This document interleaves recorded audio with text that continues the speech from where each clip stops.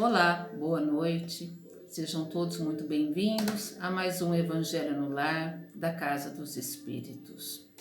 Eu, Beatriz, mais a Vânia e o Sérgio estaremos aqui conversando com vocês sobre o Evangelho segundo o Espiritismo, capítulo 17, o dever. Para isso, os convido a fazer uma oração com o nosso Deus maior, com o nosso Deus de amor, e vamos rezar com Jesus. Que Deus, nosso Pai maior, nos conceda o discernimento para sermos fiéis aos nossos deveres. Deveres cristãos para conosco e para com o nosso irmão. Que possamos em nosso dia a dia nos ater e realizar ações de solidariedade, caridade e amor. Oramos para todos os nossos irmãos que estão exauridos no trabalho frente a essa terrível pandemia que nos assola e nos entristece. Enfim, Senhor, ilumina o nosso caminho, dai-nos a força, o equilíbrio e a fé, para vencermos mais este obstáculo. Que assim seja. O dever é a obrigação moral da criatura para consigo mesmo, em primeiro lugar, e em seguida para com os outros. O dever é a lei da vida. Com ele deparamos nas mais ínfimas particularidades, como nos atos mais elevados. Quero aqui falar apenas do dever moral, e não do dever que as profissões impõem. Na ordem dos sentimentos, o dever é muito difícil de cumprir-se, por se achar em antagonismo com as atrações do interesse e do coração. Não tem testemunhas às suas vitórias e não estão sujeitas às repressões suas derrotas. O dever íntimo do homem fica entregue ao seu livre-arbítrio. O aguilhão da consciência, guardião da probidade interior, o adverte e sustenta, mas muitas vezes mostra-se impotente diante dos sofismas da paixão. Fielmente observado, o dever do coração eleva o homem. Como determiná-lo, porém, com exatidão? Onde começa ele? Onde termina? O dever principia, para cada um de vós, exatamente no ponto em que ameaçais a felicidade ou a tranquilidade do vosso próximo. Acaba no limite que não desejais que ninguém transponha com relação a vós. Deus criou todos os homens iguais para a dor. Pequenos ou grandes, ignorantes ou instruídos, sofrem todos pelas mesmas causas, a fim de que cada um julgue em sã consciência o mal que pode fazer. Com relação ao bem, infinitamente variado nas suas expressões, não é o mesmo critério. A igualdade em face da dor é uma sublime providência de Deus, que quer que todos os seus filhos, instruídos pela experiência comum, não pratiquem o mal, alegando ignorância dos seus efeitos. O dever é o resumo prático de todas as especulações morais. É uma bravura da alma que enfrenta as angústias da luta. É austero e brando, pronto a dobrar-se às mais diversas complicações. Conserva-se inflexível diante das suas tentações. O homem que cumpre o seu dever ama a Deus mais do que as criaturas, e ama as criaturas mais do que a si mesmo. É a um tempo juiz e escravo em causa própria. O dever é o mais belo laurel da razão. Descende desta como de sua mãe o filho. O homem tem de amar o dever, não porque preserve de males a vida, males aos quais a humanidade não pode subtrair-se, mas porque confere à alma o vigor necessário ao seu desenvolvimento. O dever cresce e irradia sob mais elevada forma em cada um dos seus estágios superiores da humanidade. Jamais cessa a obrigação moral da criatura para com Deus. Tem esta de refletir as virtudes do Eterno. que não aceita esboços imperfeitos, porque quer que a beleza da sua obra resplandeça a seus próprios olhos. Lázaro, Paris, 1863. Meu nome é Vânia, eu sou uma das trabalhadoras da Casa dos Espíritos, na unidade do Castelo e na unidade do Santa Genebra. E nós vamos aqui fazer algumas reflexões sobre o tema O Dever, que foi o capítulo 17, Sede Perfeitos, do Evangelho segundo o Espiritismo. Então, eu acho que inclusive o momento é bem propício para que a gente reflita sobre esse assunto. O momento em que a gente vive é um grande chamado ao dever. E quando o Espírito Lázaro inicia essa mensagem que fala sobre o dever, ele diz que o dever é a obrigação moral, primeiro para consigo mesmo e depois para com os outros. E realmente, a gente refletindo sobre isso, a gente entende que temos muitos deveres. Temos deveres de ordem material, que fazem parte da nossa rotina na vida material, os deveres do trabalho, os deveres que a gente tem com as nossas obrigações, né, que a gente tem para com a sociedade. Mas, acima de tudo, nós temos o dever moral, que tem que ser muito baseado, muito alicerçado na razão, na consciência.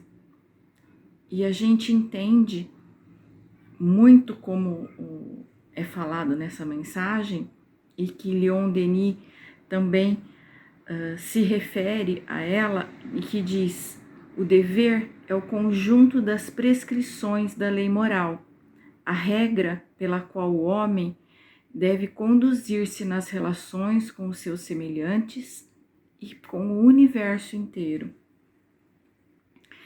Muitas vezes nós acabamos esquecendo que somos seres do universo. Embora estejamos numa família, num bairro, numa cidade, num país, num planeta, somos seres universais. E as leis de Deus, as leis incutidas no fundo da nossa consciência, e que pelo nosso grau de adiantamento, de evolução, muitas vezes nem conseguimos ainda utilizar de todas essas regras gravadas na nossa consciência, são leis universais. Deus cria as leis para todas as criaturas. Então, o dever, ele é uma regra para todo o universo. O dever, ele envolve a disciplina, envolve o pensamento no próximo, o amor ao próximo. Ninguém vive sozinho.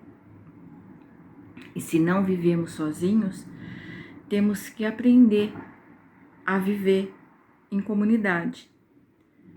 E essa comunidade vai se expandindo à medida em que evoluímos.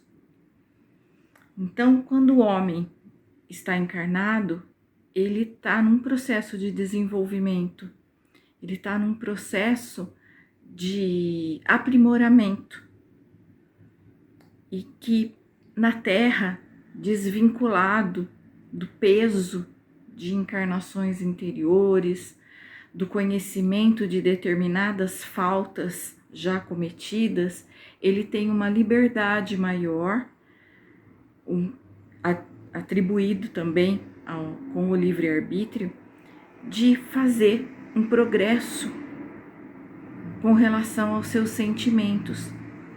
Então, embora a gente esteja aqui cumprindo provas, cumprindo expiações, nós temos uma liberdade, entre aspas, né? De não sabendo desse peso maior que a gente carrega, fazer as nossas escolhas buscando esse aprimoramento espiritual. E para que a gente consiga esse aprimoramento, o dever deve ser o alicerce básico.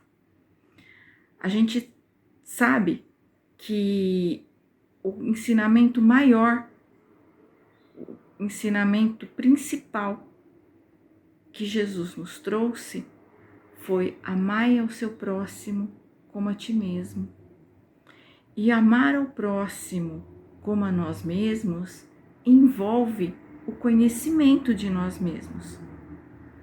Se eu não me conheço, se eu não busco me conhecer, se eu não tento reconhecer as minhas dificuldades, reconhecer quais são as minhas necessidades espirituais, eu não vou conseguir modificar aquilo que precisa ser modificado em mim. Então, eu acredito que o primeiro passo é o autoconhecimento, é que eu tenha a consciência voltada para a minha dificuldade em exercer esse ensinamento de Jesus. E o dever, ele auxilia muito nisso, porque ele faz com que eu repense as minhas atitudes, baseando-me nesse ensinamento, para que eu tenha o respeito pelo meu próximo, que eu deixe de lado, muitas vezes, o orgulho, o egoísmo, a vaidade, que em favor do meu próximo eu pratique a renúncia. Então, a gente deve dar a essa condição do dever, não aquela coisa chata, né? Ah, mas são só deveres que eu tenho. Não. O direito, ele advém de um dever. Eu só vou ter direitos na medida em que eu cumpra os meus deveres, porque uma coisa está ligada à outra. E o fazer ao outro o que eu desejaria que fosse feito a mim, na verdade, é como se eu plantasse uma semente para o futuro, porque eu vou receber exatamente na medida em que eu doar. Eu vou colher exatamente o que eu plantar. Então, essa reflexão que fazemos aqui dessa mensagem de Lázaro se aplica muito ao momento em que nós estamos vivendo. É um momento muito difícil, um momento de muita preocupação, um momento de aflição. Mas nada está abandonado aos olhos de Deus. Existe toda uma equipe gigantesca de espíritos atuando, acompanhando, auxiliando a humanidade a passar por esse momento. Só que a evolução individual, o aprendizado individual, ele é solitário. Ele depende das minhas atitudes, ele depende das minhas escolhas, do meu livre-arbítrio. Então, por mais que estejamos sendo bem assessorados, por mais que estejamos sendo caridosamente acompanhados pela espiritualidade, nós temos que ter em mente que uma parte de tudo isso, para que tudo isso se modifique, depende de nós, depende muito de nós. Então, eu tenho os deveres para comigo, eu tenho os deveres para com o próximo, eu tenho os deveres para com o lugar onde eu vivo, a cidade, o país, o planeta, faz parte daquilo que eu estou fazendo aqui hoje. E hoje a gente tem que ter um esforço muito grande para que as nossas virtudes sejam estimuladas, e as nossas mazelas, os nossos defeitos sejam diminuídos. É um esforço individual, mas coletivo ao mesmo tempo, porque todos nesse momento estão passando por dificuldades, se não no campo da própria doença, no campo material, ou simplesmente por estar vivendo nesse momento em isolamento, passando pela aflição, e é um momento muito oportuno para que a gente reveja os nossos conceitos, identifique aquilo em nós que precisa ser modificado para que estejamos realmente cumprindo com essa obrigação moral do dever e estejamos colaborando com toda a humanidade para que tudo isso que está acontecendo hoje, previsto, mas doloroso, para que tudo isso tenha uma finalização no tempo mais breve possível e também que tenha havido o aproveitamento necessário por todos nós, que tenha surtido o efeito necessário em todos nós, porque isso não é feito para castigo da humanidade, mas sim como um alerta, como um chamado de evolução, um chamado de colocar-nos numa outra posição de valorização de coisas espirituais no lugar das materiais. Então, a gente pensa hoje nessa tarefa que a gente tem. A gente veio para a Terra, para o nosso desenvolvimento espiritual e para ajudar de alguma maneira o desenvolvimento daqueles que nos cercam. E a forma mais eficaz de auxiliar, além do amor, além do auxílio que se pode prestar, é com o exemplo.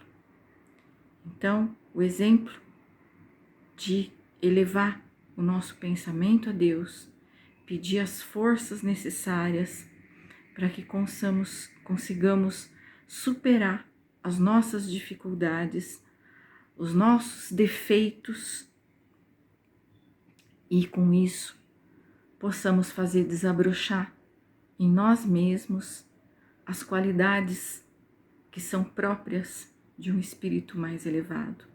Respeitemos aqueles que ainda não alcançaram o grau de entendimento necessário, mas busquemos auxiliá-los para que o quanto antes eles possam também despertar para essa necessidade que todos nós estamos enfrentando. Todos fiquemos na paz maior de Deus, nosso Pai, e de Jesus, nosso Mestre. Que assim seja. E agora, finalizando o nosso Evangelho no Lar, convido a todos a fazer a nossa oração de agradecimento por mais um dia, por mais uma oportunidade de estarmos aqui reunidos. Convido a todos a fazer uma prece muito conhecida, que é a prece de Cáritas. E vamos rezar com Jesus. Deus, nosso Pai, que sois todo poder e bondade, dai a força àqueles que passam pela provação. Dai a luz àquele que procura a verdade. Ponde no coração do homem a compaixão e a caridade. Deus, dai ao viajor a estrela guia, ao aflito a consolação, ao doente o repouso. Pai, dai ao culpado o arrependimento, ao espírito a verdade, à criança o guia, ao órfão o pai. Senhor, que vossa bondade se estenda sobre tudo o que criastes. Piedade, Senhor, para aqueles que vos não conhecem, esperança para aqueles que sofrem. Que a vossa bondade permita aos Espíritos Consoladores espalharem por toda parte a paz, a esperança e a fé. Deus, um raio, uma faísca do vosso amor pode abrasar a terra.